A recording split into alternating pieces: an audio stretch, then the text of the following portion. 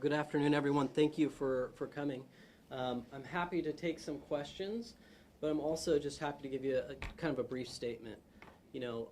This morning I was able to see some of the press releases around the chair's budget, and this has been certainly something that I've been talking about with the chair for the past month. But I'll tell you, this morning I was quite frankly just disgusted by what I saw. This budget absolutely does not support public safety. What I saw in these documents, quite frankly, are misleading. When you see things like the chair is somehow supporting public safety, when you actually dig into the numbers, which, quite frankly, budgets are difficult, but this at best is fuzzy math, at best. It is a way to try to take some creative accounting to hide the reality. And the reality is this budget and the chair's budget absolutely does not support public safety in this community, and the community deserves better. And the community's been asking and begging for better. And so certainly I will be out in the community to make sure that they know and go to the county commission to demand better.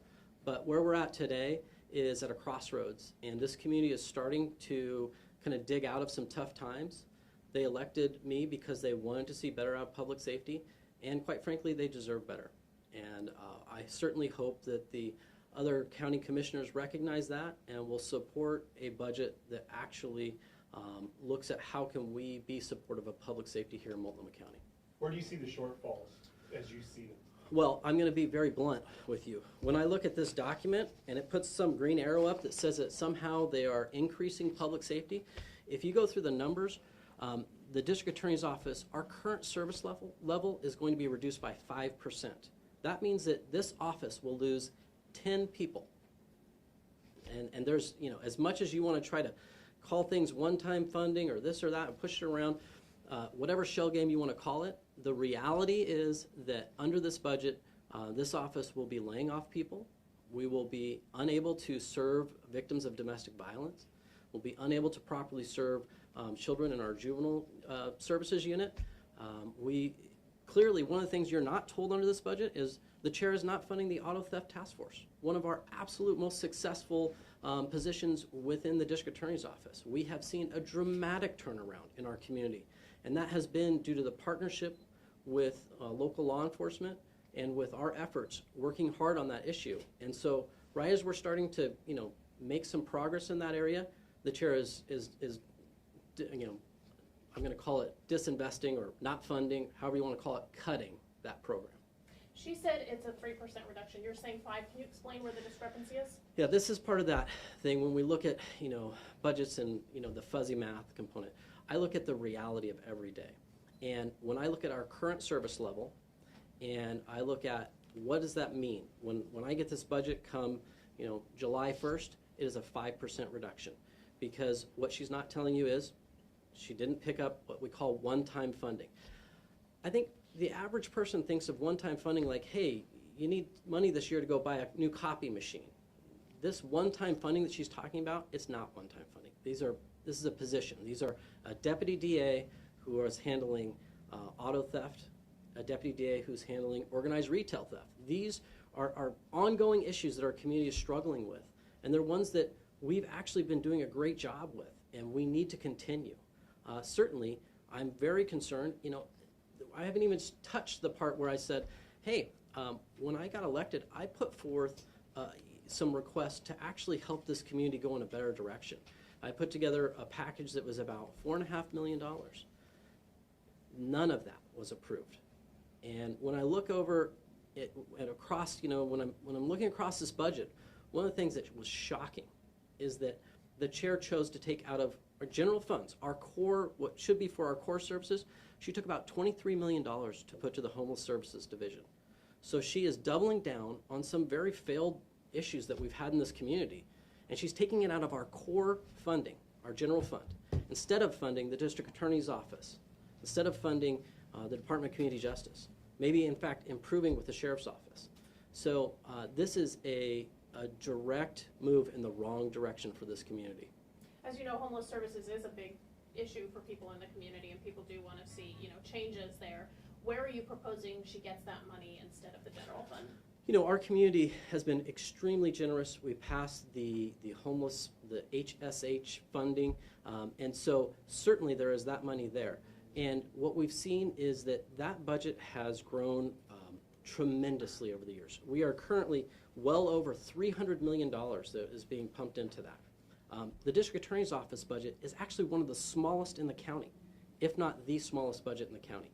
And so she's taking a budget that is one of the smallest in the counties, that is really almost entirely, over 80% of that budget is personnel.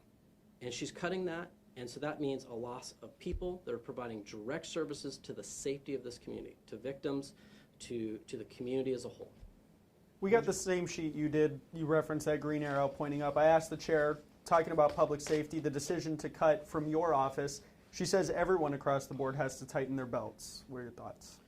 Well, certainly when you're making decisions about core services, she should be looking at that. But what she did is she took $23 million of our core service money and put it towards towards the Department of Homeless Services. So instead of giving core service money to the district attorney's office, to others, she put $23 million. That's almost half of my budget that she pushed over there. That's new money out of general funds. Have you talked to some of the other commissioners on where they stand on this? I know it's just happened, but have you had a chance to talk to anyone else? I have had some conversations, and I've heard some very, very supportive of public safety comments out of them. Certainly in my discussions with them, they have said that public safety is a top priority for this community, and it's one that we just came out of an extremely rough time, and we're just starting to see some progress being made, and this is the wrong direction. I can tell you, I've been out talking in the community, and I've gotten a broad base of support. Everything from the Attorney General's office to local groups like the Historic Park Rose Business District. This is something that our community desperately wants and needs, is a well-funded public safety system, and all I'm asking is for balance. And I can tell you right now, this budget does not take a balanced approach to helping this community. She asked COTEC for money. If COTEC forks over that money, maybe this problem is solved. What's your take on all of this? Are you talking to the governor? Certainly, she has made that request to the governor, but I think we saw some real problems, and we saw the governor push back specifically on that, because when she rolled that out, that was incorrect. And so, this is about what we're doing here locally. And again, I'm going to refer you back to that general funds. We have the funds and the resources in this community. It's about the decisions that we make and the priorities. I find it hard to believe that, on one hand, we're hearing that the chair says it's a priority to serve families and some of our most vulnerable communities. But across the board in this budget, we're seeing cuts in our juvenile services and our domestic violence areas. And so this budget doesn't match the county's values. I asked too about specifically the decisions to cut from your office. She says your budget was reduced at a much lower level than some others across the county, but what are your thoughts on that? Well, I think when you actually look at the numbers, the 5% is at a rate that is not going to help this community. Did some of them lose some money? Yes, they did. But I would point you back to these other increases in the general fund, again, where you're seeing this kind of shell game of moving money out of what should be our core services and moving that around to the tune of $23 million. And this office is going to lose some critical services that go directly to helping this community at a time when you go out and speak with the everyday community member, they want public safety. What do you want to say to the people of Portland that see this and as a representative of the DA's office? We're here every day fighting hard for this community, for victims, for the community, as particularly the areas out in East County. And this is one where the community needs to come forward and tell the chair and the commissioners their values and really stand up and demand public safety. And this is one where we are eager and ready and willing to do that. We just need the support of the county. It sounds like you're saying the Homeless Services Department does not need more money, but as we've seen with that budget deficit, there could be shelter beds cut if they don't get that money. Are you saying they should cut some shelter beds, or? Let's ask some basic questions. Has that been working? Have we seen that improve? We've seen massive increases in the budget, and we haven't seen what we've seen here recently is, the numbers seem to just get worse and worse.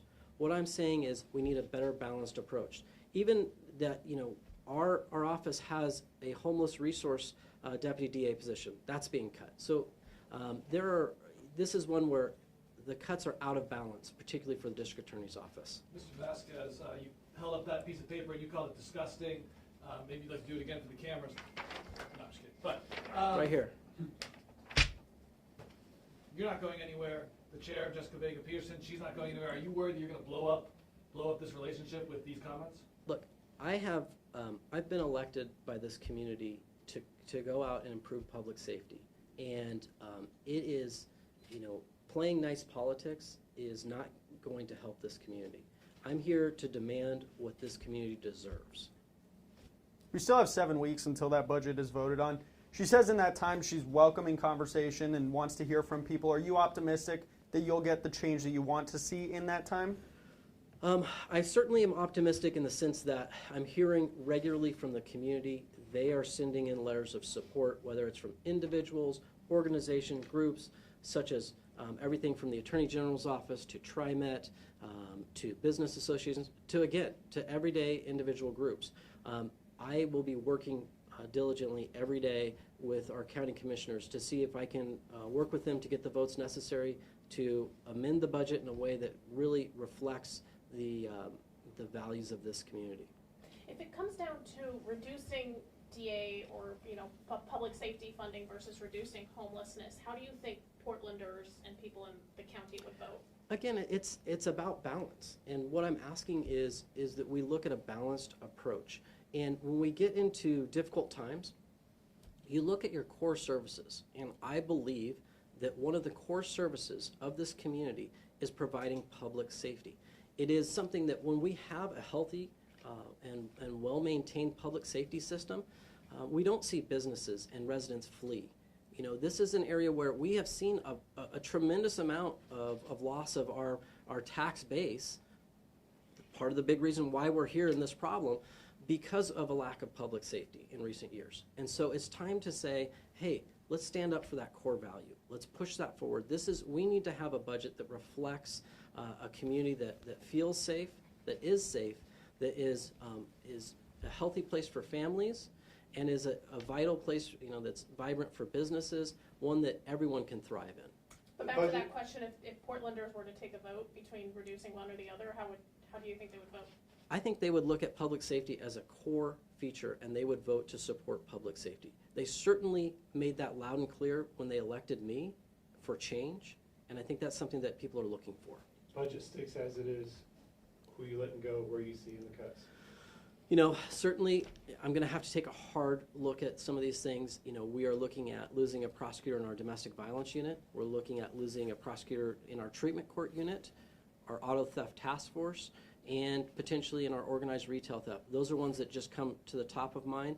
We also have an amazing program that does community outreach, that does harm, that reduces barriers, things of that nature through our MAPS program. We may need to change there as well. I mean, this is something that, it is going to cut to the bone. We do not have a situation where we have room to just simply move a few things around and be okay. The county chair said you sat down and spoke yesterday. Do you feel blindsided even coming out of that meeting? I would say that I made my feelings very clear to her that I didn't believe that her budget supported public safety. So what I felt blindsided by were some of the information that was included in these flyers that seemed to make it look like somehow she was supporting public safety when I clearly do not believe this budget supports public safety. What's your total budget? Our total budget currently stands at around $54 million, and this will reduce it by, like I said, by about 5%. Do you think this is a step backwards? Yes, this budget is a step backwards from public safety and from the values of public safety. This $54 million, the fiscal year we're in, and it's going to go down 5% in the next one? Yes. 26? Yes, that's correct. And that's mostly from one-time funding that's not been continued, from what you said? It's a mix. It is one-time funding that's not being continued and a cut of other positions. The cut of the other positions is what's mentioned in here, though, right? And And so you're saying the one-time funding stuff is what's not mentioned, Yes. what's not taken into consideration? And what I'm telling you is, our current service levels that we are dealing with, this is a 5% reduction. And this is an instance where there has been, quite frankly, creative accounting, fuzzy math, however you want to call it, to try to hide the reality that this does not support public safety. Is that why, if you read their release, it makes it sound like it's hunky-dory, there's no cuts coming to public safety? Is that just lies then? That I'll let people draw their own conclusions. I think it is an effort to really to mislead what the reality is. And the reality is it's a 5% reduction. We're looking at losing 10 people in my office, and it will hurt public safety. And that includes that, was it 2.5 one-time funding that the chair talked about giving you guys? Is that it? There was some double counting in that. So when I read the press release, there was something that it mentioned that and then talked about supporting the MAPS programs that was quite frankly double counting. And so I have a hard time with that because what I look at is what am I going to be able to provide to the public? What are the positions I'm able to fund? And at the end of the day, this is a 5% reduction to the district attorney's office at a time when I know the community wants to see improvements in public safety. Net 5 down.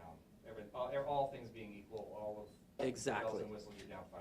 Yes, and this 54. this tries to say somehow that it implies that somehow we're up 3.5%, Yeah. but we are clearly not. That's two different formulas I heard. Yeah, and it's You ran the numbers, and this is what it's going to mean to you. absolutely is that we're looking at approximately 5% down, and when I'm dealing with the reality of how you run an organization, and you're talking about employees and their lives, it's 5%. It's 10 positions. With the new county commission members, do you expect to see a little more balance with what you're asking for there, or how do you expect this to move forward? I'm certainly hopeful. I'll say that I'm disappointed because the chair certainly said that public safety was a priority, and I don't believe this budget reflects that. But I'll say that I judge each commissioner at their own word, and each one of them has said repeatedly that they value public safety, and this is an opportunity for them to show that.